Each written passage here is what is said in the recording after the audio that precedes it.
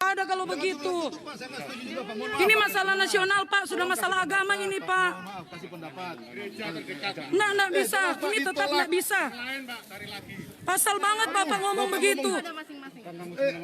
Gimana sih realitanya Bapak ngomong yang lain? Aduh gimana Pak? Astaga. Inilah warga ini.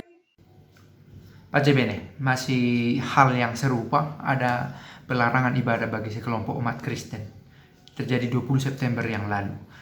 Dilarang dilakukan di rumah. Tidak begitu terang apakah dilarang rumah itu sebagai rumah ibadah atau aktivitas ibadahnya yang dilarang, dan akhirnya bergeser ke jalan untuk dibuat ibadah singkat sejenak. Nah, ini apakah ini persoalan minoritas mayoritas atau memang ada dasar hukum yang melarang kegiatan ini? Di depan bisa, kan di rumah nggak dikasih, Pak. Sini aja ya. Karena hari ini sudah tidak kondusif, Bu. Saya nggak tahu mau sebut bijak atau gimana ini Pak Camat ini ya. Masa Bapak lupa hak kami ibadah, Pak? Berarti Bapak tolonglah bantu kami sebagai aparat pemerintah, berikan kami solusi ibadah di sini. Sekarang tadi saya bilang, Bu. Iya, saya mengerti. Saya sangat mengerti. Tapi apa tanggung jawab mereka yang sudah datang untuk ibadah, Pak? Sampaikan untuk berhenti. Oh, Peristiwa ini mendorong kita untuk membuat pendalaman sedikitlah tentang apa itu gereja. Apakah gereja ini secara esensial menyangkut bangunan fisik? Apakah gereja bisa tetap ada kalau di jalanan dibuat dan dirayakan? Gereja selama ada persekutuan dengan Kristus sendiri tetap menjadi gereja, entah dia dengan bangunan atau tidak dengan bangunan. Entah di pinggir jalan atau tidak di pinggir jalan.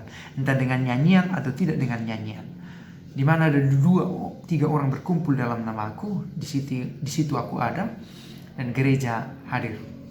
Dan kalau kita ingat pendirian gereja Kristus itu, di atas batu karang ini kudirikan gerejaku, dan batu karangnya bukan melulu soal fisik, tidak menunjuk batu tertentu, tempat tertentu, tetapi Petrus sendiri, seorang umat beriman yang diangkat dari kalangan umat, salah seorang nelayan yang akhirnya menjadi rasulnya. Gereja adalah serentak komunitas fisik, insani, tetapi jangan lupa gereja adalah komunitas ilahi.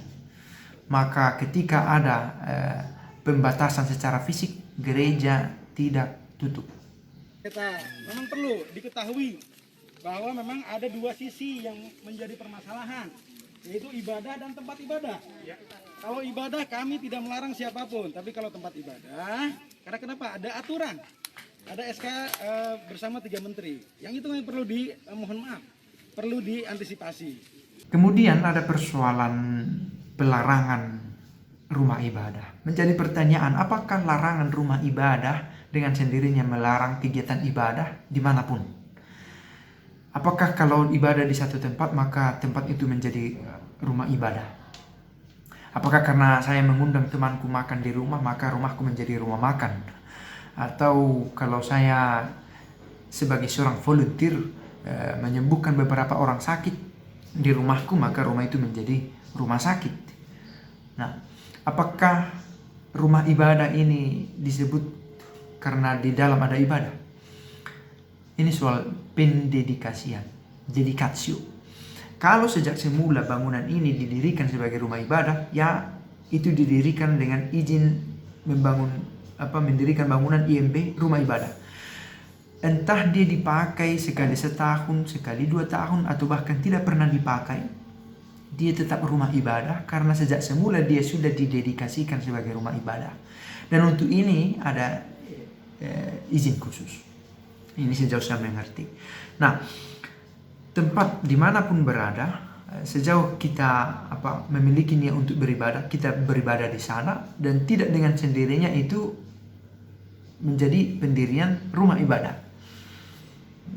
Itu dia. Nah, menjadi pertanyaan, apakah SKB 2 Menteri, atau saya tidak begitu mengerti soal hukum, apakah hukum-hukum yang dibuat oleh pihak pemerintah itu mengatur cara beribadah, ritus beribadah, atau hanya sekedar rumah ibadahnya?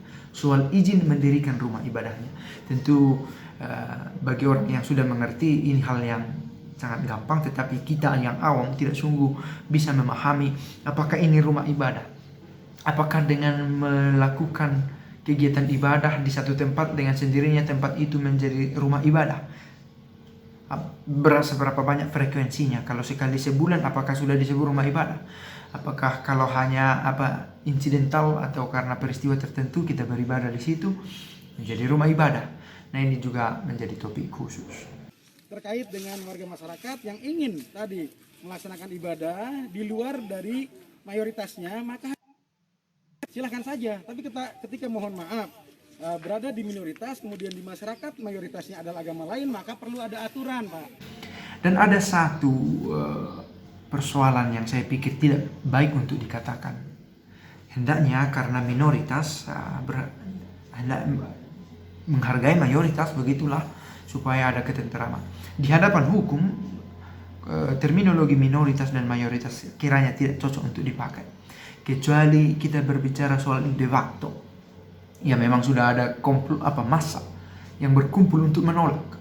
Ini persoalan yang pelik.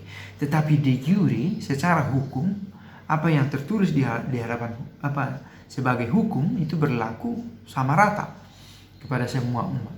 Secara adil kepada semua rakyat. Sejauh saya mengerti begitu. Maka persoalan ini harus kita lihat de jure bagaimana, de facto bagaimana. Secara hukum memang ada hukumnya, de facto orang menolak. Nah, di sini yang perlu dibuat pendamaian. Saya pikir isu semacam ini akan terus berlangsung. Karena faktanya selama ribuan tahun gesekan atau polemik berdasarkan agama eksis. Dan yang bisa kita lakukan adalah edukasi day by day, time by time, sedikit demi sedikit. Sehingga kalaupun ada penolakan dilakukan dengan cara yang legal. Bisa dimengerti penolakan yang dilakukan oleh sekelompok orang itu, tetapi harus tetap dikatakan cara menentukan kualitas penolakan itu. Mengapa harus dengan massa?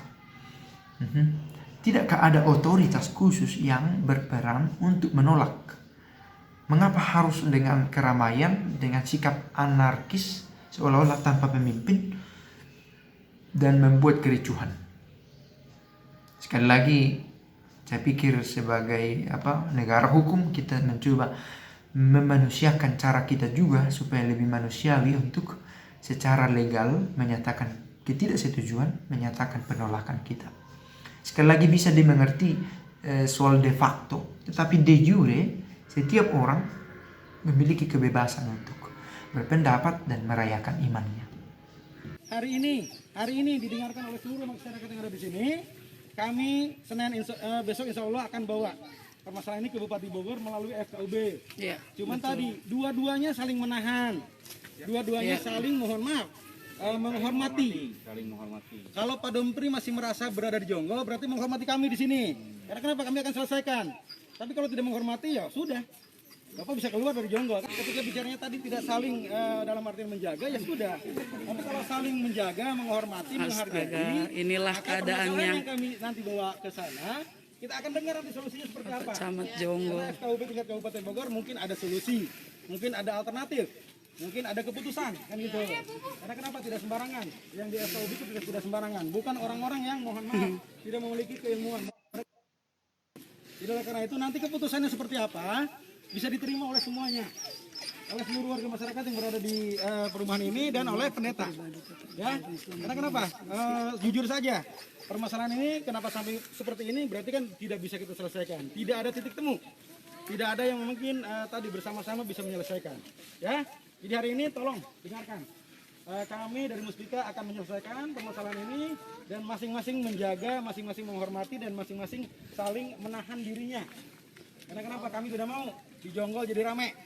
Karena Jonggol sudah kondusif, Jonggol sudah aman, sudah nyaman kan gitu. Sehingga ini menjadi permasalahan yang tidak boleh menjadi permasalahan besar. Karena kenapa? Tadi toleransi harus dijunjung tinggi. Kemudian kedua, penegakan terkait dengan aturan hukumnya juga harus dilindungi, harus dilaksanakan bersama-sama. Oleh karena itu pada hari ini pendeta dan seluruh masyarakat hari ini memang semuanya bubar, tidak ada lagi kegiatan yang dalam artian dilaksanakan. Dan hari ini Pak Dompri, Pak Pendeta dengan Ibu Porenika, sorenya tidak ada kegiatan dulu. Sorenya tidak ada kegiatan dulu. Karena kenapa? Kita sudah hari ini bersama-sama dengan masyarakat, disaksikan oleh masyarakat. Sebuah pelajaran dan semoga kita mencoba mengambil nilai dari sini. Pace e bene.